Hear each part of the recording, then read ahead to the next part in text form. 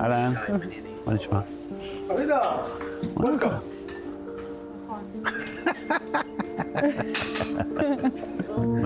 נתחיל ללכת. ברור. This is Avida Bachal.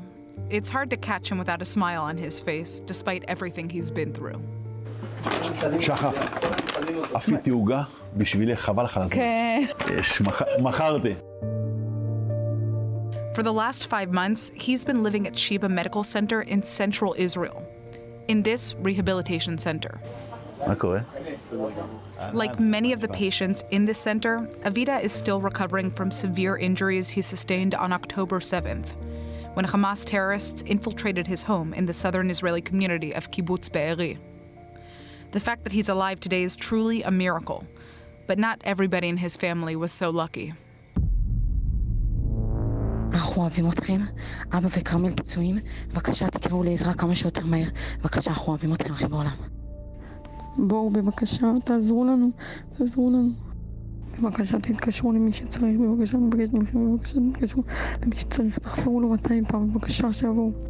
These are just some of the voice recordings that Avida's 13-year-old daughter Hadal frantically sent to the family WhatsApp group on the morning of October 7th.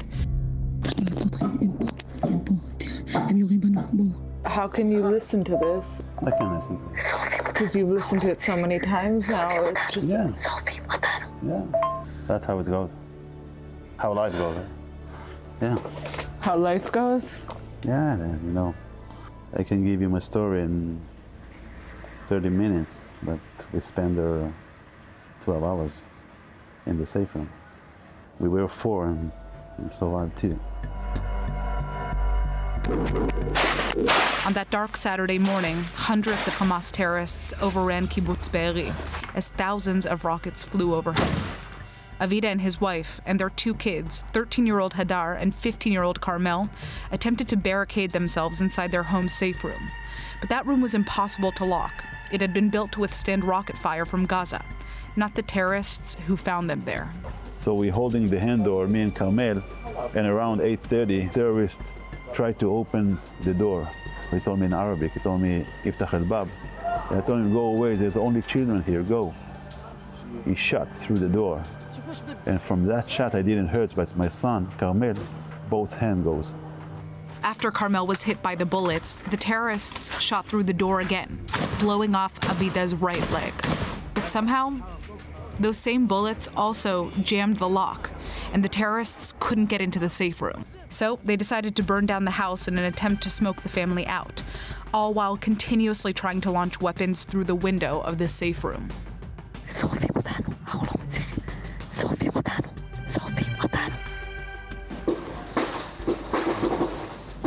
יש צור של יריות, בבקשה תזיקו עזרה. I'm on my left side, on the floor. My wife, she's also on her left side, like teaspoon with me. My daughter, she's sitting in the side. She put a suitcase trolley on her head.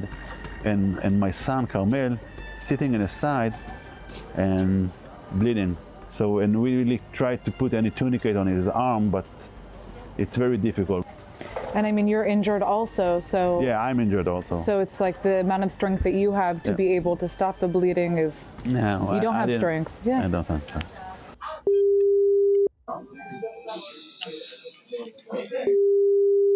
הדס, את שומעת אותי? אוקיי, יפה מאוד. תראי לי בבקשה איפה הפציעות ברגליים. אוקיי, בסדר.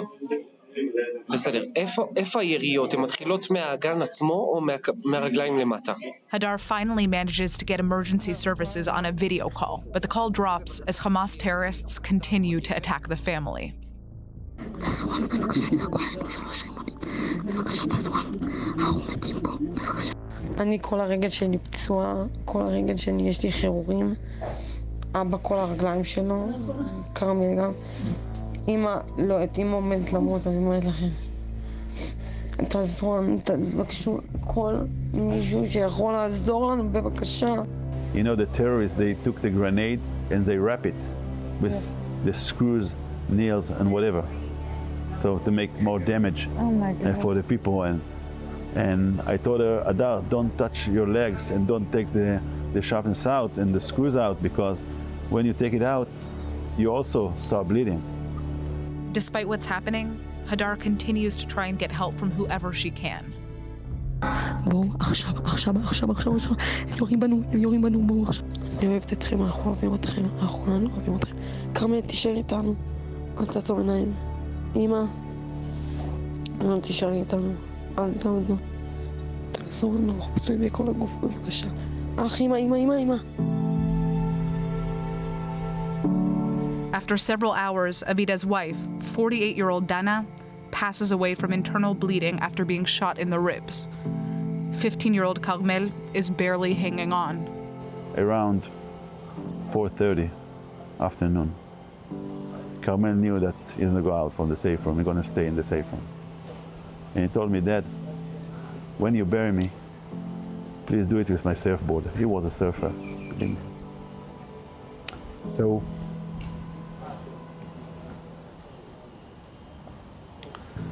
So I be mad on him because I told him, Carmel, stay for a little more. Don't even say that.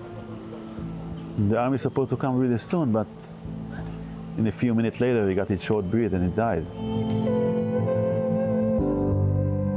So we put him near Dana, and I told Adari, Carmel is all right. Mommy, she's great. We just need to survive until the army comes. At 7:30 p.m., 12 hours after terrorists had started their violent attack on the Bachar family, Hadar's calls for help are finally answered. A group of 8 Israeli soldiers reach their home and pull Hadar and her father out of the window to safety. תקשיבי, אלה המשפחה שלי, בסדר? This picture's from July. Yeah. So that's Carmel, and that's your wife, That's Dana. Carmel and Dana.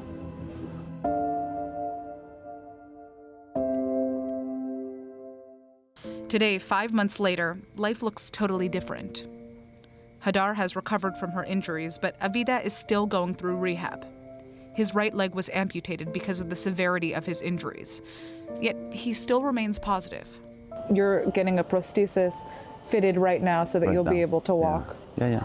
I have a prosthesis. Yeah. So 6 weeks, go out running from here. That's your plan? Yeah. When I'm sitting with you right now, you're smiling, you're positive. You know, that's something that for a lot of people is difficult to understand. How are you able to do that? I wake up at Sunday morning, and next to my bed, there is a rabbi. He also got hurt in the same Shabbat. So every day, this rabbi, when the nurse took his bandage, he's crying and screaming, but say thanks for God. And I told him, Eliyahu, why you tell him thank you? He kicked our ass. Look what happened to us. There's no God anymore. And he told me I feel better, and it helped me. I think it's the best lesson I got in my life. When you say thank you, and it doesn't matter to who, you can say thank you for the trees, for your cellular phone, for your car, for God, whatever. It doesn't matter, believe me. It's a system. It doesn't matter to who you say thank you. It's mean you go forward. I'm not believing God, believe me. But I can say thank you to Dana. About 32 years with me, because I met her, she was 17, and we grew up together, and we traveled all over the world, and we got a great family and a great community. I got the 32 years. I'm more than a rich people in the world, believe me.